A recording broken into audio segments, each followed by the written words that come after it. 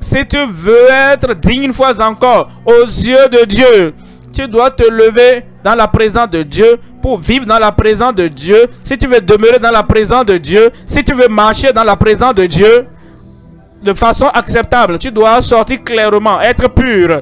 Et si tu sors pour dire purge-moi, purifie-moi avec l'hysope et je serai pur. Lave-moi et je serai plus blanc que la neige. Annonce-moi l'allégresse et la joie, et les eaux que tu as brisées se réjouiront. De tout ton regard de mes péchés, efface toutes mes iniquités. Crée en moi, ô Dieu, un cœur pur. Renouvelle en moi un esprit bien disposé. Ne me rejette pas loin de ta face. Ne me rejette pas loin de ta face. Je comprends. Je ne suis pas dit maintenant d'être en ta présence. Je comprends. J'ai tout gâché. Je comprends. Je suis tombé. Je comprends. Et j'ai fait j'ai fait l'inimaginable. Je ne suis plus digne d'être en ta présence, Seigneur. Ne me rejette pas loin de ta face. Ne me retire pas ton Esprit Saint. Pour marcher d'une manière digne du Seigneur et lui être entièrement agréable, portant des fruits en toutes sortes de bonnes œuvres et croissant par la connaissance de Dieu. Comment cela se passe? Ils sont venus à un état, ils sont venus dans une position, ils sont parvenus dans une situation où pour être dignes. Verset 14. En qui nous avons la rédemption par son sang et même la rémission des péchés. Le pardon des péchés. Le pardon des péchés, la rémission des péchés. Quand tu confesses tes péchés, celui qui cache ses transgressions, qui cache ses péchés, ne peut pas prospérer. Il ne pourra pas avoir la communion avec Dieu. Il ne peut pas avoir la dignité aux yeux de Dieu. Peu importe ce que tu utilises pour cacher ce péché, tu ne pourras pas prospérer. Mais celui qui les avoue et les délaisse obtient miséricorde. Et cette miséricorde va te reconnecter à la dignité que nous avions dans le Seigneur. Psaume 51, verset 6. Psaume 51. Psaume 51. Verset 7. Verset 8. Mais tu veux que la vérité soit au fond du cœur. Ce n'est pas superficiel sur tes lèvres. Ce n'est pas superficiel sur ta langue. Dieu désire que la vérité soit au-dedans de toi.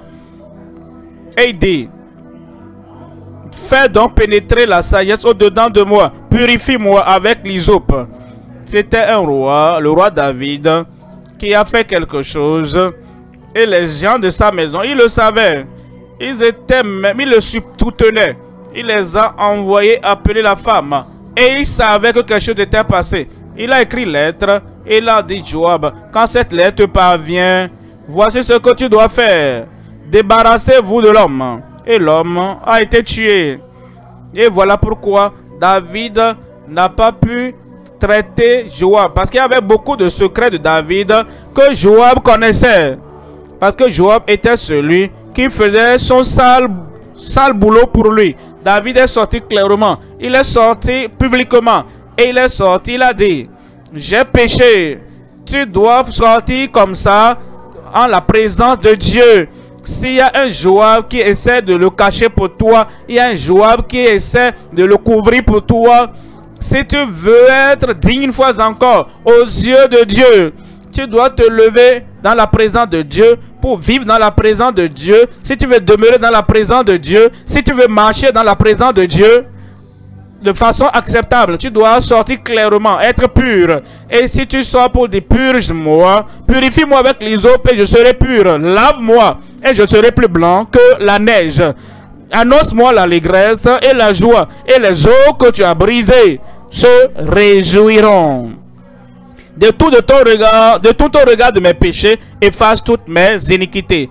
Crée en moi, ô Dieu, un cœur pur. Renouvelle en moi un esprit bien disposé. Ne me rejette pas loin de ta face. Ne me rejette pas loin de ta face. Je comprends. Je ne suis pas dit maintenant d'être en ta présence. Je comprends. J'ai tout gâché. Je comprends. Je suis tombé. Je comprends. Et j'ai fait j'ai fait l'inimaginable. Je suis plus digne d'être en ta présence, Seigneur. Ne me rejette pas loin de ta face.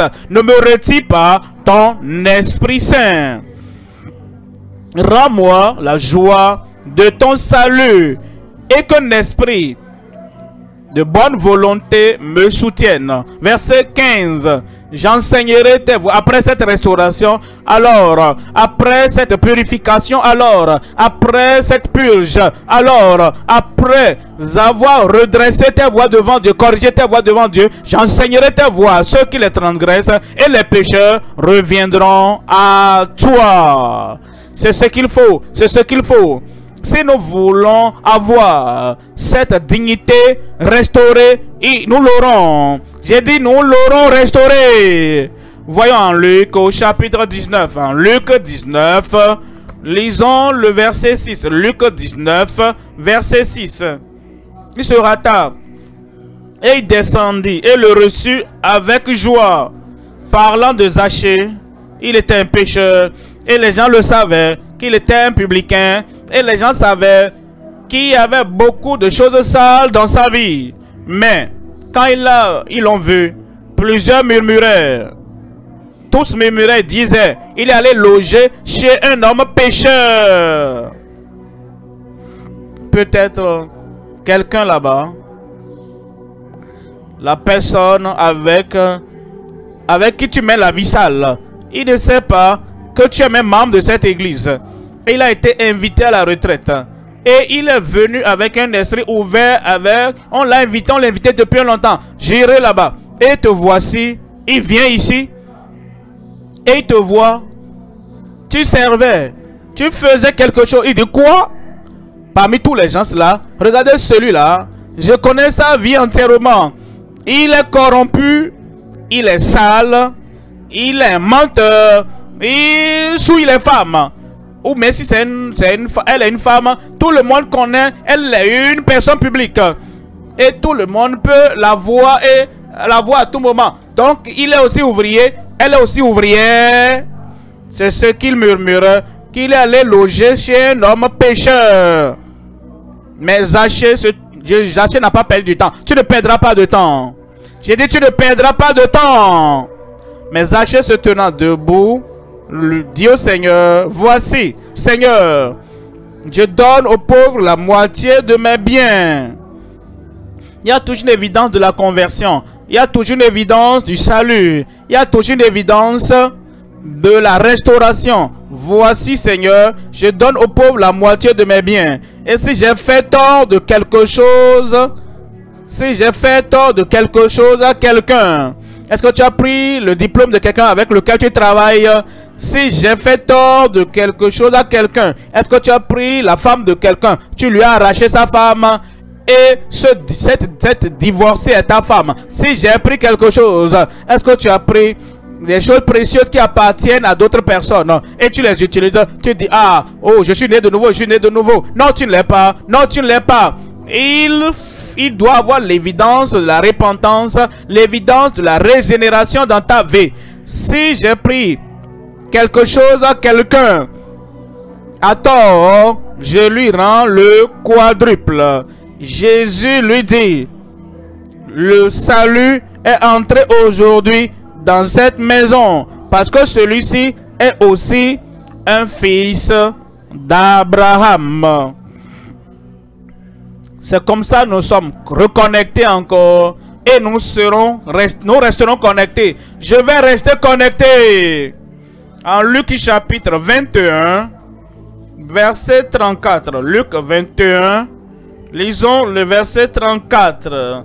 Voici, on nous dit ici dans le verset 34 de Luc chapitre 21. Il nous dit ici, verset 34, prenez garde à vous-même, de craindre que vos cœurs ne s'apesantissent par les excès du manger et du boire. Il y a certaines choses qui arrivent dans le monde. Si vous permettez ces choses dans votre cœur, elles vont vous aveugler. Ça vous rendra ivre et vous allez tituber. Vous n'aurez pas l'évaluation correcte des choses. Vous allez surévaluer les choses de ce monde et vous allez sous-estimer les choses du ciel. quand votre cœur est appesanti par les excès du manger du bois et par les soucis de la vie, et que ce jour ne vienne sur vous à l'improviste, car il viendra comme un filet sur tous ceux qui habitent sur la face de toute la terre. Veillez donc et priez. Est-ce que vous êtes né de nouveau? Veillez. Est-ce que vous êtes sanctifié? Veillez. Est-ce que vous êtes qualifié? Est-ce que vous êtes rendu digne par le sang de l'agneau? Veillez donc. Est-ce que vous êtes sorti du monde et de toutes les dégradations du monde? Veillez donc. Verset 36. Et priez en tout temps, afin que vous ayez la force. Afin que vous ayez la force.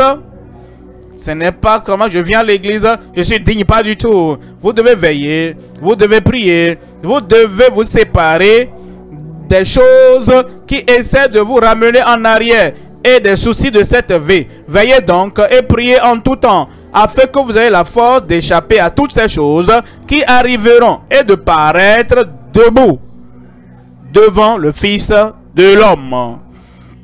Digne de tenir devant le Fils de l'homme. Comment cela peut arriver? 1er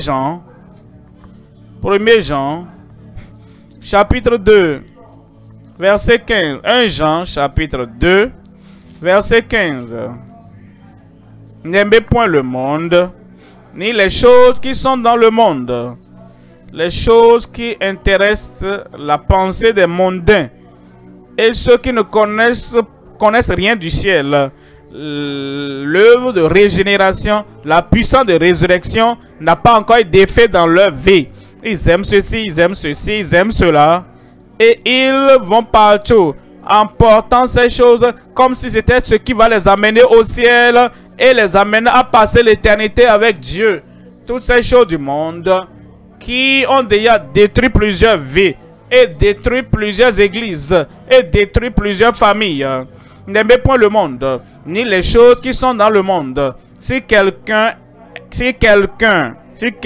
aime le monde, l'amour du Père n'est point en lui. Comment savoir que quelqu'un aime le monde? Il n'arrive pas à prêcher tel qu'il prêchait avant. Il n'arrive pas à être très clair. Il n'arrive pas à être si ferme comme il était avant. Ça commence un peu. La fille est sortie et a amené des vêtements de Babylone. Et le papa a dit, c'est quoi ça? Et la fille dit, ah mon père, ça c'est comme ça je veux vivre maintenant. Hein? Les vêtements de Babylone, ça me convient, ça convient ma peau, mon teint, ça convient ma vie, ça convient à mes amis. Et le papa se tait. Et voici, le père cherchait quelque chose dans le tiroir et il a vu l'habillement de la femme. C'est quoi ça? Ça, c'est un autre vêtement d'Égypte. Et quand la femme est revenue, il dit, ma femme, j'ai vu quelque chose. Qu'est-ce que tu as vu? Où est-ce que tu as vu ça? J'ai vu ça dans ton garde-robe. Allons là-bas. C'est quoi ça? Quand est-ce que tu as eu ça? Où est-ce que tu as eu ça? L'argent de qui tu as dépensé pour acheter ceci? Et elle dit, parce que maintenant, quiconque veut pratiquer le mal doit défendre le mal. C'est ce que je vais faire. Tout ce que tu veux faire, tu peux le faire. C'est là où moi je tiens. J'irai toujours à l'église. Je ne vais pas porter ça pour aller à l'église. Mais je peux porter ça ailleurs. Parce que quand je suis à Rome, je fais comme une Romaine. Quand je suis à la vie profonde, je m'habille comme la vie profonde. Et quand je suis hors de là-bas, mes amis sont aussi là. Tu le sais, non? Et mes collègues sont aussi là, non? Mes connaissances sont là. Et je vais porter ça, je serai comme eux. Et l'homme est vaincu dans sa famille. Il était prédicateur. Et il vient au pupitre maintenant. Il lit beaucoup de versets des Écritures. Il ne peut pas doiter la parole de Dieu comme il arrivait à le faire. Parce que déjà, il a un compromettant. Déjà, les filles l'ont vaincu. Déjà, la femme l'a vaincu. Mais nous allons revenir encore à la parole qui a été transmise au sein une fois pour toutes au nom de Jésus. Et si tu es une personne sincère, si tu es un lieu et tu n'arrives pas à prêcher la parole, si tu es quelque part, tu n'es pas... La chose honorable de faire, c'est de quitter. Pour dire, ah, je croyais cela avant, je prêchais cela avant. maintenant, je me vois comme un hypocrite. Parce que maintenant, même si je prêche ça, ma famille ne peut pas soutenir cela. N'aimez pas le monde, ni les choses qui sont dans le monde. Si quelqu'un aime le monde, si quelqu'un, quel que soit le titre, si quelqu'un aime le monde, l'amour du Père n'est point en lui. Car tout ce qui est dans le monde, la convoitise de la chair, la convoitise des yeux et l'orgueil de la vie ne vient point du Père, mais vient du monde. Et le monde passe. Et sa convoitise aussi. Mais celui qui fait la volonté de Dieu, celui qui fait la volonté de Dieu demeure éternellement. Quelqu'un là-bas va demeurer éternellement. J'ai dit quelqu'un là-bas va demeurer éternellement. Chapitre 3 de 1er Jean, 1 Jean chapitre 3, lisons le verset 1. Voyez quel amour le Père nous a témoigné pour que nous soyons appelés enfants de Dieu. Et nous le sommes. Si le monde ne nous connaît pas, c'est qu'il ne l'a pas connu. Bien-aimés, nous sommes maintenant, au présent, nous sommes maintenant enfants de Dieu. Et nous sommes filles de Dieu. Et ce que nous serons n'a pas encore été manifesté. Mais nous savons que lorsque cela sera manifesté, nous serons semblables à lui. Nous serons semblables à lui. Tu seras semblable à lui. Nous serons dignes au nom de Jésus. Parce que nous le verrons tel qu'il est. Quiconque a cette espérance en lui se purifie comme lui-même est pur. Quiconque pêche transgresse la loi. Et le péché, que ce soit s'il commet ce péché publiquement ou en privé, j'ai pitié des gens qui sont dans une église comme celle-ci et qui ont décidé qu'ils ne vont pas se repentir après être rétrogradés et gagnent une position et ils ont le courage. Et quiconque les connaît sait qu'ils vivent une vie vaincue, une vie défaite, ils mènent une vie corrompue. Et quand ils viennent en public et ils veulent faire rendre un peu de leur service, ils utilisent un visage audacieux. Et si tu viens, comme si tu connaissais quelque chose les concernant, ils restent debout et ils te regardent et disent, ouais, et après. Et tu quittes le chemin. Ces gens-là, qui sont devenus si endurcis dans le péché, et ils disent, et après quoi? Ils utilisent donc le visage courageux pour chasser les gens. Tu périras sans remède. Parce qu'il n'y a personne maintenant. Les messages ne te touchent pas. Tes amis ne peuvent pas te parler. Les pasteurs ne peuvent pas te toucher. Personne ne peut te parler. C'est comme ça on périt. Je prie que tu ne périsses pas. Donnez-moi un bon amen de la vie profonde. Voyez le verset 5. Or, vous le savez, Jésus a paru pour ôter les péchés. Et il n'y a point en lui de péché. Quiconque demeure en lui ne pêche point. Quiconque pêche ne l'a pas vu et ne l'a pas connu. Petits enfants, que personne ne vous séduise. Celui qui pratique la justice est juste, comme lui-même est juste. Celui qui pêche, qui pratique le péché, dites-moi, est-ce que tu vas permettre à quelqu'un qui est du diable de t'imposer les mains? Il veut prier pour toi. Ça ne va pas t'arriver. Celui qui pratique le péché est du diable, car le diable pêche dès le commencement. Et c'est pour cela le Fils de Dieu a paru afin de détruire les œuvres du diable. Quiconque est né de Dieu ne pratique pas le péché. Est-ce qu'il y a un amen là-bas? Quiconque est né de Dieu ne pratique pas le péché. Parce que la semence de Dieu demeure en lui. Et il ne peut pécher parce qu'il est né de Dieu. C'est comme ça, il faut être rendu digne. Et tu seras rendu digne au nom de Jésus. Pour être digne devant le Seigneur, la Bible enseigne plusieurs principes fondamentaux. Marcher dans l'humilité, reconnaître notre dépendance de Dieu et rester humble dans nos actions et nos pensées. Humiliez-vous donc sous la puissante main de Dieu, afin qu'il vous élève au temps convenable. 1 Pierre 5 verset 6. Vivre selon les commandements. Obéir aux enseignements de Dieu et suivre les commandements qu'il nous a donnés. Celui qui a mes commandements et qui les garde, c'est celui qui m'aime, et celui qui m'aime sera aimé de mon Père, et je l'aimerai, et je me ferai connaître à lui. Jean 14 verset 21. Merci pasteur.